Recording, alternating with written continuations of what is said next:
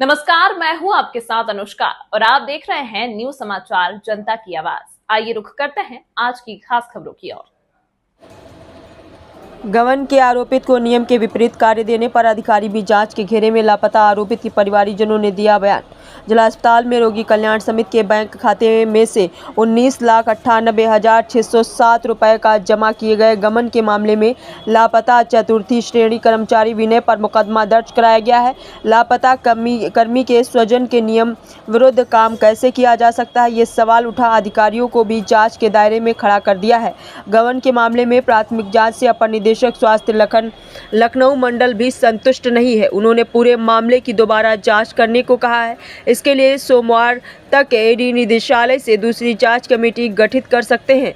गबन के गंभीर मामले की प्राथमिक जांच में लापता चतुर्थ श्रेणी के कर्मचारी विनय के खिलाफ गबन की रिपोर्ट दर्ज कराई गई है, जबकि आरोपी के बहनोई ने नियम विरुद्ध वित्तीय कार्य की जिम्मेदारी दिए जाने पर सवाल खड़ा किया है। उसे वित्तीय जिम्मेदारी कैसे दी गई है? सीएमएस डॉक्टर आर्य मिर्जा भी कुछ खुलकर कहने के बजाय सभी बिंदुओं पर जांच कराई जा रही कहकर अपना पल्ला झाड़ रहे हैं। विनय के परिवारजनों ने क्या कहा लिए सुनते हैं। विनय यादव की बहन ने एवं उसकी माता ने अपने बेटे की गुमशुदा की एफआईआर दर्ज कराई है और वो प्रशासनिक अधिकारियों से अनुरोध कर रहे हैं कि उनके बेटे को खोज कर लाया जाए।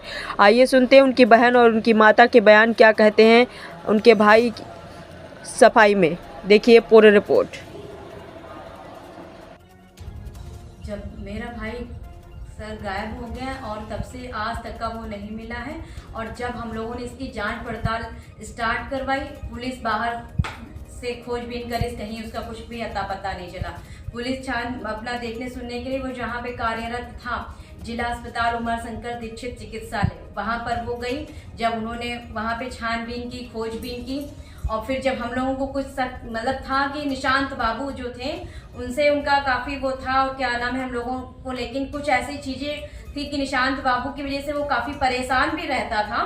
और कभी कभी कहता था कि मतलब कुछ ऐसा, मतलब तो हम लोगों को कुछ शक हुआ कि हो सकता है कि निशांत बाबू की वजह से वो टेंशनाइज हो, और ऐसा था भी क्योंकि जब हम लोगों ने और इसी वजह से क्या नाम है पता नहीं क्या उसके साथ निशांत बाबू ने क्या मतलब कुछ भी किया उसके साथ और क्या ऐसा है। और जब हम लोगों ने निशांत बाबू का नाम लिया तब से वो क्या नाम है कि जो भी ये 11 महीने का जो दिखा रहे हैं लेखा जोखा, वो हमारे भाई ये 11 महीने का लेखा जोखा किस चीज में कहाँ पे दिखा रहे हैं? ये ऑफिस का कुछ होगा, अपना जो भी लेन देन होगा उनका। नहीं, कहाँ पे दिखा रहे हैं, किस में दिखा रहे हैं? दैनिक जागरण पेपर में दिखाया है इन्होंने। और रोज पेपर में निकलना केवल हमारे भाई के विरुद्ध निकलना, क्या हमारा भाई तो चतुर्थ श्रेणी कर्मचारी तक, क्या सारा मतलब लेखा जोखा वो उसके पास अधिकार क्षेत्र में था? क्या ये उसके अधिकार क्षेत्र में था कि ये जो आप दिखा रहे हो दुनिया भर का लेन देन ये वो देखता था? क्या जिला अस्पताल क्या विनय यादव चतुर्थ श्रेणी कर्मचारी चलाते हैं? नहीं। तो फिर ये क्या नाम है, हम लोग उनकी गुमशुदा, हम लोग उनको ढूंढ रहे हैं, उनको कहाँ से खोज के लाया जाए, हमारा भाई किस हालात में, कैसे है, क्या है, ये इस पर कोई ध्यान नहीं। आज जब हमारा भाई लापता हुआ है तो तुम अपना दुनिया भर का लेन देन और दुनिया भर का लेखा जोखा उसके सर पे मढ़ रहे हो। हमें तो लगता है कि गायब कराने में भी ये ऑफिस वाले निशांत बाबू और जो उनके आसपास के जितने भी जो सहायक कर्मी है, जितना भी ऑफिस का आदमी है, ये सब हमारे भाई को गायब कराने में बिल्कुल पूर्णतया है, इसमें सम्मिलित है, पूर्णतया सम्मिलित है। और आज तक का हमारा भाई अभी तक का नहीं मिला है। 18 तारीख से गायब। हाँ, हम पूरा ऑफिस वालों को ही खंगाला जाए, इन्हीं को खंगाला जाए, इन्हीं से उगलवाया जाए, क्योंकि हमारा भाई इन्हीं की गिरफ्त में है। समस्या क्या है? मेरा भाई 18 तारीख से 11:15 बजे घर के बाहर निकला था अपने ऑफिस रोज की तरह जिला अस्पताल जाने के लिए।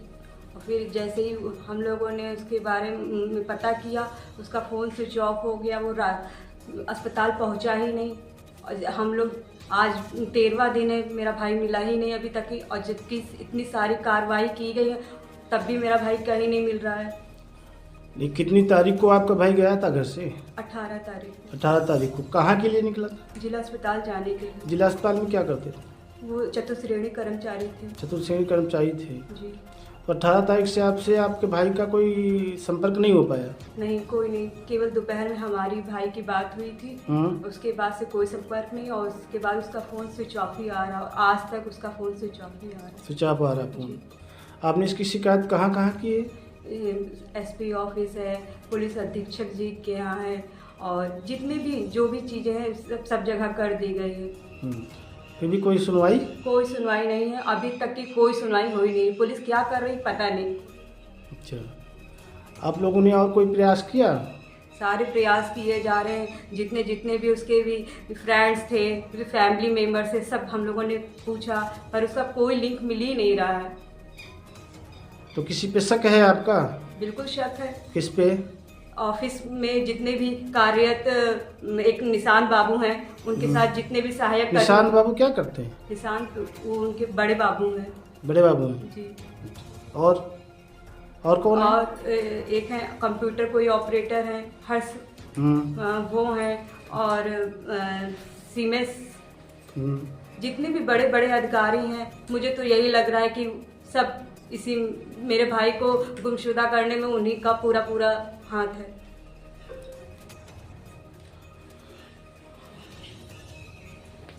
आप बताएं।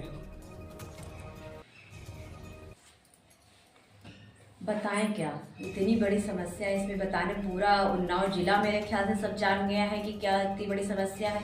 भाई हमारा 18 मार्च से दोपहर से गायब है। दोपहर से गायब है, और अभी तक का आज उसको 13वां दिन हो गया, अभी तक का उसकी कोई सूचना नहीं है।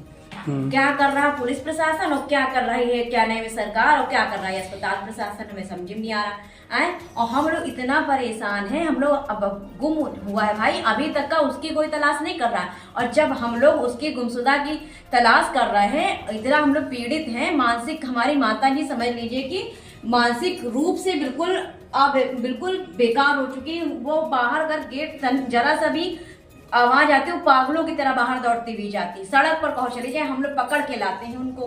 बिना कितने भाई बहन है? हम लोग 4 भाई बहन हैं, 3 बहनें और एक वो अकेला हमारे घर का भाई था। 3 बहनों के बीच में अकेला भाई? हाँ, अकेला, सबसे छोटा था। सबसे छोटा है। हाँ।